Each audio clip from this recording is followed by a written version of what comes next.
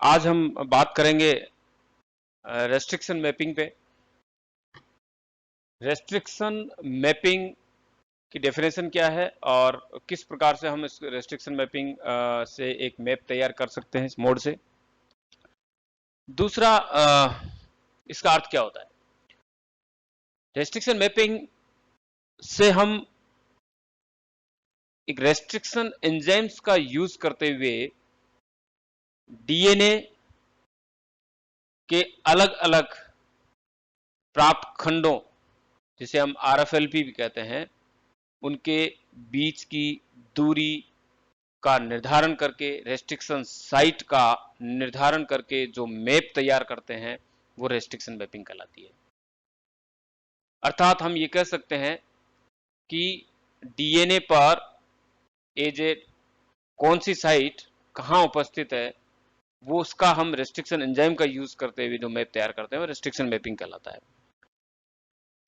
हमने बात की रेस्ट्रिक्शन एंजाइम की, हम इस पे डिटेल में नहीं जाएंगे। इसके ऊपर अलग से पूरा एक चैप्टर, एक चर्चा की जा सकती है। रेस्ट्रिक्शन एंजाइम किसे कहते हैं? An enzyme which bind to DNA at a specific base sequence and then cut the DNA.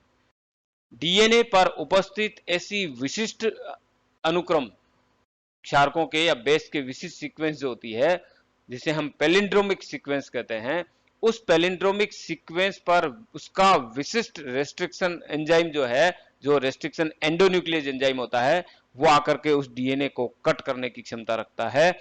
जैसा कि इस एनिमेशन डायग्राम में आप देख सकते हैं, दो एंजाइम है और उसके लिए वो अपनी विशिष्ट साइट पे जाकर के उसको कट कर रहे हैं और वो डीएनए का जो टुकड़ा है 1.3 केबी का, ये इससे अलग हो रहा है।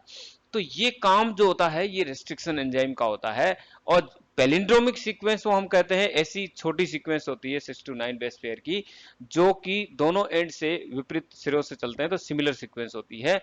और ये सीक्वेंस स्पेसिफिक रेस्ट्रिक्शन एंजाइम की स्पेसिफिक सीक्वेंस होती है। और यदि हम देखें तो जीनोम पर, एक डीएनए पर मल्टीपल रेस्ट्रिक्शन साइट होती है। जो तो एक रेस्ट्रिक्शन एंजाइम की यदि एक से अधिक यदि उसकी साइट है तो वो उतने ही उसके टुकड़े करेगा अप्लाई करने पर। तो इसी से हम ये देख सकते हैं कि रेस्ट्रिक्शन एंजाइम का जो नाम है वो कहां से आया। ठीक है, एक्चुअल में ये बैक्टीरिया से आइसोलेट किए गए और वहीं से इसका नाम आया। तो और ये जो बैक्टीरिया जो है रेस्ट्रिक्शन एंजाइम का यूज करते हैं chop up foreign viral DNA. बाहर से यदि कोई फॉरेन वायरल डीएनए आता है तो उसको कट करने का काम जो है वो रेस्ट्रिक्शन एंजाइम करते हैं। फॉर एग्जांपल यहाँ बैक्टीरियल सेल है, उसके ऊपर यहाँ पर एक फाज बताया गया है और वो फाज का डीएनए जब एंटर होता है तो ये रेस्ट्रिक्शन एंजाइम जो बैक्टीरियल सेल में प्रेजेंट होते हैं वो इसको कटिंग करने का काम करते हैं।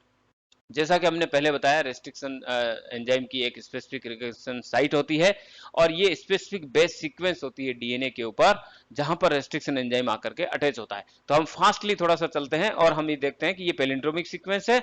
इसका मतलब ये है कि यदि आप दोनों एंड से, फॉरवर्ड बैकवर्ड एंड से कहीं से भी इसको रीड करेंगे तो सिमिलर होगी। फॉर एग्जाम्पल यहां से यदि हम इसको रीड करते हैं इस डायरेक्शन में लेफ्ट टू राइट तो GAATTC, और अगेन नीचे जो कॉम्प्लीमेंट्री है उसको यदि हम उसके राइट टू लेफ्ट यदि हम इसको रीड करेंगे तो GAATTC, यानी कि सिमिलर सीक्वेंस होती है। इसे कहते हैं पैलिंड्रोमिक सीक्वेंस। तो प्रत्येक रेस्ट्रिक्शन एंजाइम जो होता है उसकी खुद की एक यूनिक रिकॉग्निशन साइट होती है। यहाँ पर बहुत सारे एंजाइम बताए गए हैं। ये कहाँ से लिए गए हैं वो उसका भी नाम बताया गया है और एंजाइम का नाम क्या है और उसकी स्पेसिफिक साइट जो है, रिकॉग्निशन सीक्वेंस जो है, पैलिंड्रोमिक सीक्वेंस जो है, वो भी बताई गई है। यहाँ पर इसकी जो कटिंग साइट होती है वो भी अलग अलग होती है, जिसमें अलग अलग प्रकार के एंड जो है, ब्लंट एंड या स्टिकी एंड बनते हैं, ये भी देखते हैं। तो यहाँ most of the Hind third, Eco R I first, Bam first, ये बहुत सारे जो है रेस्ट्रिक्शन एंजाइम जो है यहाँ हम इसमें देख सकते हैं। और रेस्ट्रिक्शन एंजाइम पर उसकी कटिंग साइट ही दोनों एंड पर, दोनों स्टैंड पर निर्धारित होती है। अब ये जो रेस्ट्रिक्शन एंजाइम्स होते हैं ये रिकॉग्निशन साइट के यदि बीचों बीच उसको काटते हैं, जैसे हम पहला देख रहे हैं यहाँ पर एंजाइम या एग्जांपल देख रहे हैं कि ये यदि GATC, तो यहाँ पे यदि उल्टी साइड से तो GATC, यदि ये बीचों बीच काटते हैं तो ये बराबर दो पार्ट में कट जाते हैं। इसका मतलब ये हुआ कि ये यहाँ पर एंड जो होता है इसका ब्लंट एंड कहलाता है, बराबर। लेकिन यदि वो जिगजेड यदि पैटर्न पे यदि वो कटिंग साइड होती है, यानी एक कटिंग साइड जो है वो जी और ए के बीच में है, और दूसरी जो कटिंग साइड है इसकी वो दूसरे कॉम्प्लीमेंट्री एंड में राइट साइड में जी और ए के बीच में है। तो जब यहाँ कटिंग साइड होगी तो इसका मतलब आपको ये, एक मिनट में इसको इससे भी देख सकते हैं कि यहाँ पे यदि हम देखेंगे तो ये जी और ए ये इसका है, और जब कट होगा तो इसका मतलब यहाँ पे जो ये बनेगा स्ट्रैंड वो इस एंड का ऐसा होगा, ठीक है। और ये एंड जो है ये कहलाते हैं स्टिकी एंड। ये क्या कहलाते हैं? स्टिकी एंड कहलाते हैं, जनरेट होते हैं। तो कटिंग साइड जो है वो अलग अलग इसमें होती है। अब कटने के बाद में डीएनए के कई सारे टुकड़े होते हैं और ये अलग अलग साइज के अकॉर्डिंग एगारोथ जेल पर इसको रन करवाया जाता है। और जितने छोटे टुकड़े होंगे वो बहुत तेजी से रन करेंगे जो नीचे की तरफ होंगे, और जो बड़े टुकड़े होंगे, बड़े फ्रेगमेंट जो होंगे वो धीमे रन करते हैं जो ऊपर की तरफ रह जाते हैं। तो ये एगारोथ जेल में इलेक्ट्रोफोरेसिस प्रोसेस के द्वारा इसको रन करवाया जाता है, ठीक है। अब ये जो बैंड होते हैं ये स्टैंडर्ड डीएनए जो होता है जिसकी साइज हमें पता होती है, जो नॉन डीएनए होता है जिसको मार्कर के रूप में यूज करते हैं, उससे कंपेयर करके हम उसको यूज करते हैं एज ए डीएनए मार्कर, या उसको हम डीएनए लेडर के नाम से। यहां यदि हम देख सकते हैं एनिमेशन डायग्राम से कि अलग अलग साइट पर स्पेसिफिक एंजाइम्स के द्वारा, स्ट्रिक्शन एंजाइम के द्वारा उसको कट किया जाता है। तो आप देखिए जेल पर उसकी साइज जो है, यहाँ हम जेल पे देख रहे हैं कि केबी में है, 0.7, 1.3, 1.4 केबी, 1.9, 2.3 ऐसे करके ये केबी है। तो जितना बड़ा टुकड़ा होगा वो ऊपर की तरफ होगा, छोटे टुकड़े नीचे की तरफ रन करते हैं, तो बहुत तेजी से करते हैं। तो इनकी पोजिशन जो है कटिंग साइड पे है। यदि हम ध्यान से देखें, यहाँ कट किया देन 5.1 केबी का, तो 5.1 केबी वहां बता रहा है। आगे देखिए आप 4.6, जहां पे कट कर रहा जितना बड़ा टुकड़ा होता है वहीं पे ये जाकर के एगारोज में ट्रांसफर होता है। तो हम उसको सेपरेट कर सकते हैं इस जेल के ऊपर डीएनए के फ्रेगमेंट्स को। तो ये एनिमेटेड डायग्राम बहुत अच्छी तरह से हमको एगारोज पर डीएनए फ्रेगमेंट्स के सेपरेशन को शो कर रहा है। अब हम बात कर रहे हैं इसमें कि ऐसे ही जो हम एनालाइज करते हैं, जब उन फ्रेगमेंट्स को लेकर के हम रिजल्ट देखते हैं, तो हम एक रेस्ट्रिक्शन मैप जो होता है उसकी कटिंग साइड का वो तैयार कर सकते हैं। तो रेस्ट्रिक्शन मैप हम कहेंगे किसको?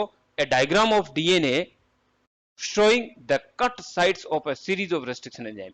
तो एक डीएनए के ऊपर उसका ऐसा डायग्राम जो है वो बनाया जाता है जिसमें पता चलता है कि रेस्ट्रिक्शन एंजाइम की कटिंग साइड जो है वो कहां कहां है, किस किस लोकेशन पे कितनी दूरी पर स्थित है। तो वह मैप जो है रेस्ट्रिक्शन मैप कहलाता है, ठीक है। तो determine the location of restriction sites is known as restriction mapping. तो ये भी हम रेस्ट्रिक्शन मैपिंग की दूसरी डेफिनेशन कह सकते हैं कि हम डीएनए के ऊपर उपस्थित रेस्ट्रिक्शन साइट्स का लोकेशन का निर्धारण करके पता करके एक जो मैप तैयार करते हैं वही रेस्ट्रिक्शन मैप कहलाता है। अब हम बात कर रहे हैं यहां पे कि रेस्ट्रिक्शन मैप जो है वो कैसे तैयार किया जाता है। जैसे हम बैक्टीरियल सेल से बहुत सारी, और इस होस्ट सेल से हमने आइसोलेट किए प्लाज्मिड डीएनए जो है उसको होस्ट से आइसोलेट कर दिया, और ये सारे प्लाज्मिड डीएनए है। और प्लाज्मिड डीएनए आइसोलेट करने के बाद इनको अलग अलग टेस्ट ट्यूब में ले लिया। हम समझ रहे हैं इसको कि इन सैंपल्स को अलग अलग सेपरेट जो है ट्यूब्स में डाल दिया। ऐसे इसकी 7 ट्यूब्स जो है वो यहाँ पे डाल दी। अब जो डीएनए, प्लाज्मिड क्या है? Extra chromosomal DNA. तो अलग अलग टेस्ट ट्यूब में डालने के बाद में इनमें रेस्ट्रिक्शन एंजाइम्स जो है वो डाल दिए जाते हैं टेस्ट ट्यूब में। अब रेस्ट्रिक्शन एंजाइम कौन सी टेस्ट ट्यूब में कौन सा डलेगा वो हम यहां देख सकते हैं। जैसे फर्स्ट ट्यूब जो है इसमें इको आर फर्स्ट जो है वो डाल दिया, सेकंड में है Bam H I H first जो है, ऐसे ही अगला। तो 3 जो है पीएसटी फर्स्ट, ये 3 टेस्ट ट्यूब जो है इनमें एक एक जो है रेस्ट्रिक्शन एंजाइम जो है वो डाल दिया। मतलब यहां पे यदि इको आर फर्स्ट यदि डालते हैं तो इको आर फर्स्ट इस पूरे प्लाज्मिड के डीएनए के ऊपर जितनी भी साइट है वहां पे ये इसको कटिंग करके उतने फ्रेगमेंट बना देगा डीएनए के। और ऐसे ही बाम एच फर्स्ट यदि इसकी है बेसिलस एमाइलोग्लिटिस, तो इसकी यदि जितने भी इस रेस्ट्रिक्शन एंजाइम की जितनी साइट होगी उतने ये टुकड़े करेगा। अब यहां बात ये आती है कि जब तीनों एंजाइम अलग अलग टेस्ट ट्यूब में डाल देते हैं तो इनके फ्रेगमेंट भी अलग अलग साइज के बनेंगे। तो यहां पर जो फ्रेगमेंट बन रहे हैं रेस्ट्रिक्शन एंजाइम के यूज करने से, ये फ्रेगमेंट आरएफएलपी कहलाते हैं, रेस्ट्रिक्शन फ्रेगमेंट लेंथ पॉलीमॉर्फिज्म। ठीक है। तो पॉलीमॉर्फिज्म और मोनोमॉर्फिज्म ये दो अलग अलग टर्म होती है। पॉलीमॉर्फिज्म में जितने भी फ्रेगमेंट होते हैं वो अलग अलग साइज के होते हैं, वेरिएशंस होता है उसके अंदर, तो उसको पॉलीमॉर्फिज्म कहलाता है। और मोनोमॉर्फिज्म ये होता है कि सारे ही फ्रेगमेंट एक ही साइज के हो, सिमिलर हो, तो वो मोनोमॉर्फिज्म कहलाता है। तो यहां तीन एंजाइम पहली तीन टेस्ट ट्यूब के अंदर यूज किए गए। अब हम बात कर रहे हैं अगली टेस्ट ट्यूब के अंदर। आगे की तीन जो टेस्ट ट्यूब है इनके अंदर दो दो एंजाइम यूज किए गए हैं। कि यहां पर सिंगल डाइजेशन हो रहा है पहली वाली में, जहां पहली तीन तीन डाल रहे हैं, इसका मतलब यहां पे सिंगल डाइजेशन है। एक ही एंजाइम है तो वो अपनी ही साइड पे एक जगह काटेगा। फॉर एग्जांपल, उदाहरण के लिए मान लो इस प्लाज्मिड डीएनए के ऊपर एक रेस्ट्रिक्शन साइट है, एक रेस्ट्रिक्शन साइट है, इको आर आई हमने डाल दिया तो एक जगह ही काटेगा। इसका मतलब वो है सर्कुलर से क्या हो गया, लीनियर डीएनए हो गया, बस इतना सा हुआ। यदि दो साइड होगी तो वो उसके दो ही टुकड़े करेगा, चाहे वो इको आर फर्स्ट को लो चाहे बाम को लो। बाम की यदि एक ही साइड है तो एक सर्कुलर से लीनियर हो जाएगा, ठीक है। दो यदि साइड होगी तो इसका मतलब वो दो टुकड़े करेगा, ठीक है ना, दो जगह काटेगा, इसका मतलब डीएनए के दो टुकड़े हो जाएंगे सर्कुलर के।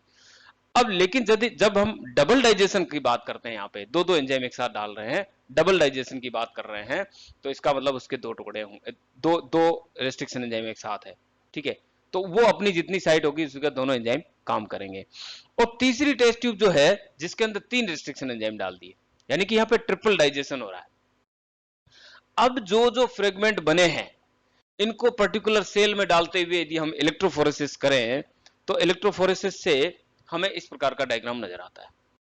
यहां यदि हम ध्यान से देखेंगे तो ये टेस्ट ट्यूब है टोटल, और ये पहला जो है ये एज ए मार्कर यूज कर रहे हैं, एज ए डीएनए मार्कर। ये इसका हमें जो ग्राफ, ये क्या कहते हैं, इसको डायग्राम दिखाई दे रहा है जिसमें ये रन किए हुए डीएनए है, ये नॉन डीएनए है, डीएनए की सीक्वेंस जो नॉन है हमें पता है, और एज ए मार्कर हम इसको यूज कर रहे हैं।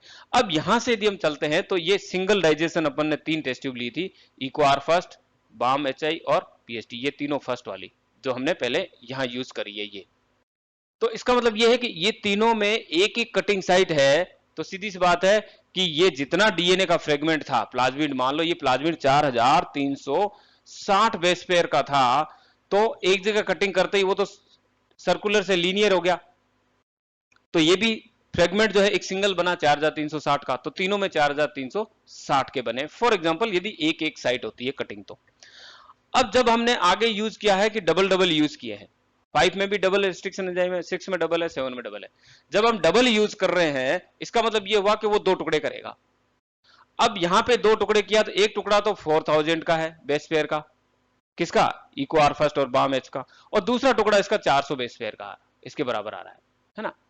तो यहां पे मैं इसको हाईलाइटर से आपको समझाता हूं कि यहां पे एक तो है वो ये 4000 का है पहला, ठीक है, ये वाला, और दूसरा जो है वो 400 का है, ये आ रहा है, ठीक है, क्योंकि दोनों रेस्ट्रिक्शन एंजाइम पैरेलल बराबर यूज किए।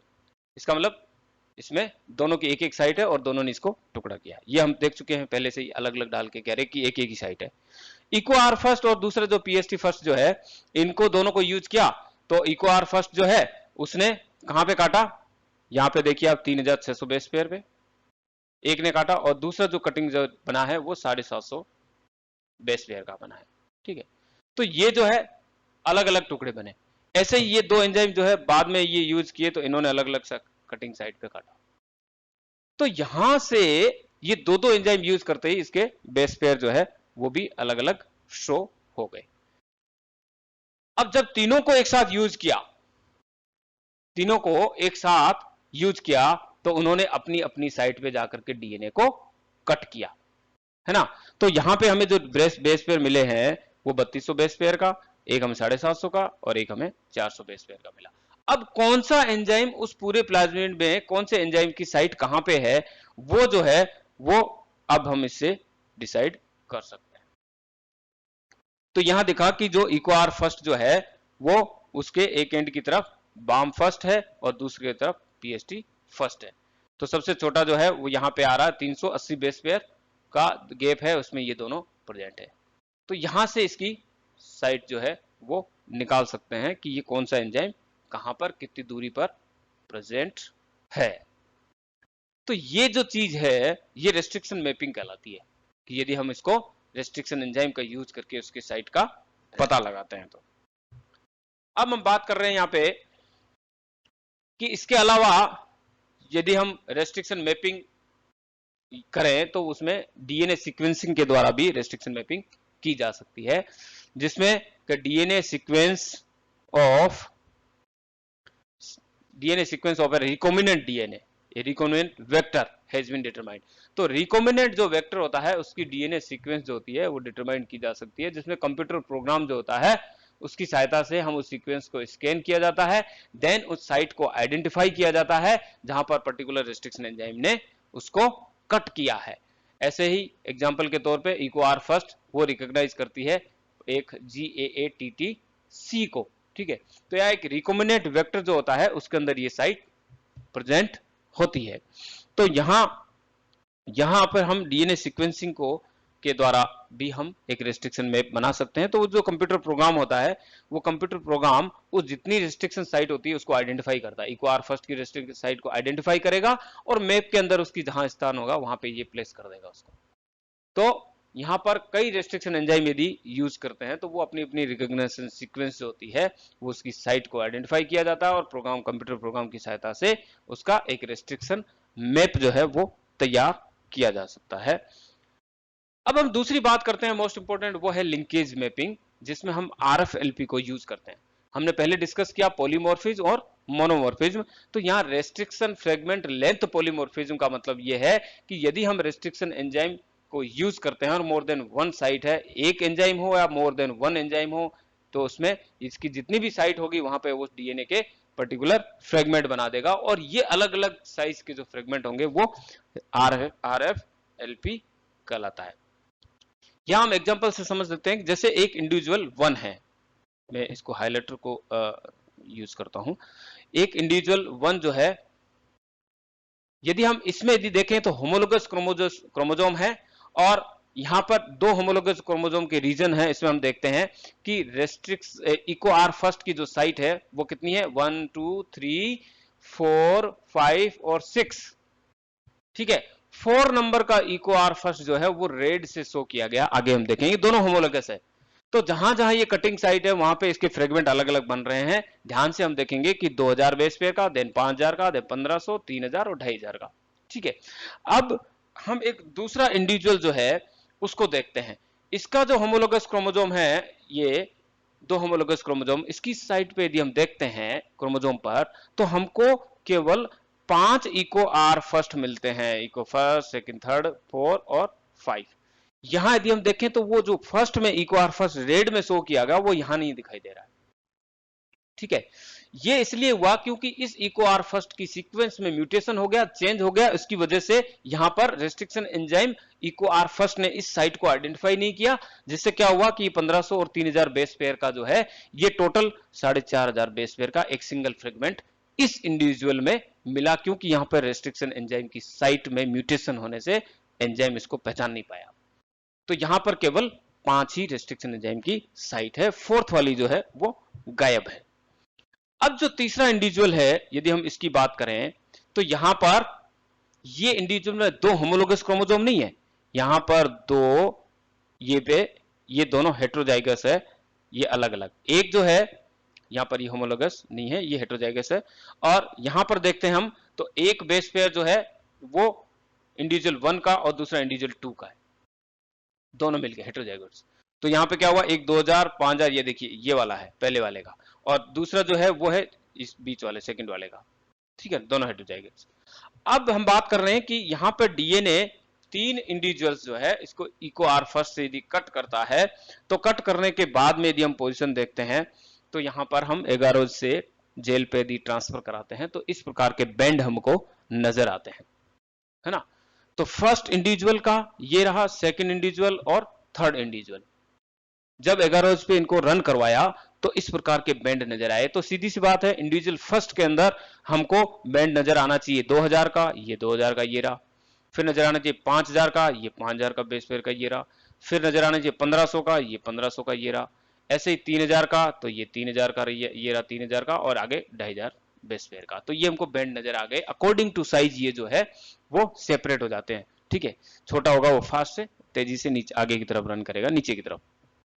ऐसे इंडिविजुअल 2 के अंदर बात करते हैं तो यहाँ पे 2000, 5000, 4.5 और 2500 के बेस पेयर है। तो यहां हम देख सकते हैं, ये देखिए आप, ये 2000 का और 2500 या 4500 या 500, 5000, ये बेस बन गए। अब जो तीसरा इंडिविजुअल है उसके अंदर यदि हम देखेंगे तो यहां पर हमको ये दोनों प्रकार के नजर आएंगे, यानी कि 5000 के डबल है तो यहां पे ये डार्क नजर आ रहा है ज्यादा, सिंगल है वो वहां पे ये थिन नजर आ रहा है, तो वो डबल, तो ये सारे यहाँ पे बैंड नजर आ रहे हैं। तो ये जो पॉलीमॉर्फिक बैंड है ये इंडिकेट कर रहे हैं, इंडिकेट एरो के द्वारा से यहां से दिखाया जाएगा, अलग अलग जो हाई ज्यादा डार्क है वो डबल है, इनको सेपरेट कर लिया गया। अब इसको सेपरेट करते हैं हम यदि एनालिसिस करें इस आरएफएलपी का, तो हम ये देखते हैं कि जो फोर्थ साइट थी इसकी इको आर फर्स्ट की, जहां पे म्यूटेशन हो गया, इसको एज ए प्रोब यूज किया गया।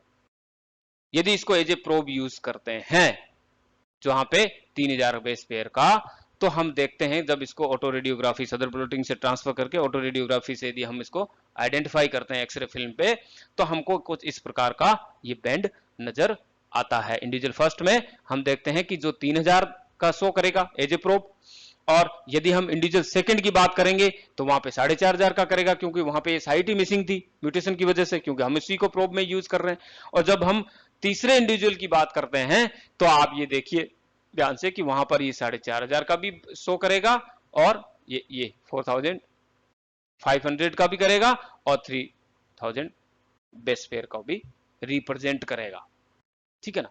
तो यहां से हम एनालिसिस कर सकते हैं कि ये रेस्ट्रिक्शन मैपिंग, अब इसको कैसे आप डिस्टेंस कैसे क्रिएट करेंगे बताएंगे इसमें, वो हम इससे इंडिविजुअल फर्स्ट, अब डिस्टेंस कैसे, यदि अब इंडिविजुअल फर्स्ट में 4500 4500 वाले का प्रोब 1, 2000 को प्रोब 2, ये दो फ्रेगमेंट है, ठीक है, दोनों होमोलोगस है। अब इन दोनों के बीच की जो डिस्टेंस है वो पता नहीं है हमें, ठीक है।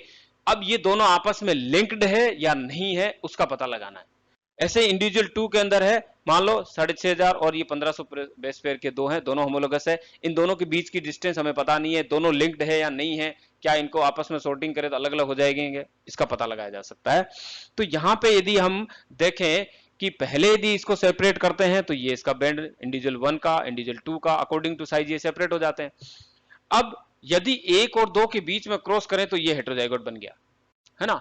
अब हेटेरोजाइगोट बना है तो यहां देखिए पहला वाला जो है वो इंडिविजुअल 1 का है और दूसरा वाला इंडिविजुअल 2 का है क्रोमोसोम। हमें ये देखना है कि ये फ्रेगमेंट आपस में एक दूसरे से लिंक्ड है तो ये इंडिपेंडेंटली असोर्ट नहीं होंगे, और यदि ये लिंक्ड नहीं है, ठीक है, तो असोर्ट हो जाएंगे, अलग अलग हेटेरोजाइगोट्स में चले जाएंगे। तो ये बैंड तैयार करने के बाद में अब इसमें क्या हुआ कि इसका क्रॉस टेस्ट कराया गया। हम जानते हैं क्रॉस टेस्ट क्या होता है कि जब इस हेटेरोजाइगोट यानी ये F1 का है और इस हेटेरोजाइगोट का जब हम क्रॉस टेस्ट कराएंगे, ये F1 हम देखते हैं इसको F1 जनरेशन, और इसका होमोजाइगस से क्रॉस करवाएंगे।